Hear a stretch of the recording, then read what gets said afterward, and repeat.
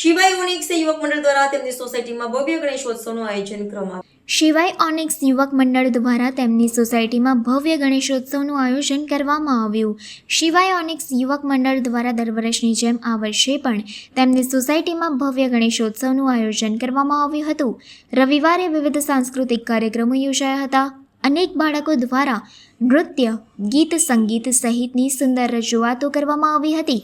તેમજ છેલ્લા શૈક્ષણિક વર્ષમાં SSC અને HSC પરીક્ષામાં સર્વાધિક ગુણ મેળવનાર વિદ્યાર્થીઓને ટ્રોફી આપવામાં આવી હતી। આ કાર્યક્રમમાં મુખ્ય મહેમાન તરીકે શ્રીમતી ગાયત્રીબેન રાજપૂત, પોલીસ ઇન્સ્પેક્ટર મકરપુરા તથા ફેડરેશન ઓફ વડોદરા રેસિડેન્ટ્સ એસોસિએશનના પ્રમુખ શ્રી સુરેશભાઈ પાલામેલ ઉપસ્થિત રહ્યા હતા। કાર્યક્રમમાં સોસાયટીના સભ્યો મોટી સંખ્યામાં જોડાયા હતા।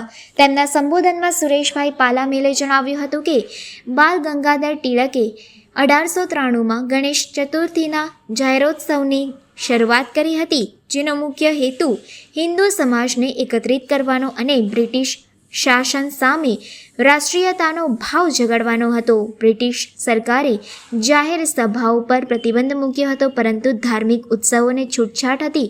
આ અવસરનો લાભ લઈને ટિળકે ખાનગી ગણેશોત્સવને જાહેરોત્સવમાં પરિવર્તિત કર્યો હતો અને તેને રાષ્ટ્રીય એકતા તેમજ રાષ્ટ્રીય વિચારધારાના પ્રસારનું માધ્યમ બનાવ્યું હતું। સુરેશભાઈએ આગળ જણાવ્યું હતું કે જેમ લોકમાન્ય ટિળકે ભગવાન ગણેશજી પ્રત્યેની ભક્તિ સાથે હિન્દુ સમાજને એક મંચ પર લાવવાનો પ્રયત્ન કર્યો હતો, તેમ આજના સમયમાં પણ આ ઉત્સવનો ઉપયોગ લોકોમાં એકતા જગાડવા, સમાજ તથા રાષ્ટ્રની સમૃદ્ધિ માટે કરવો જોઈએ।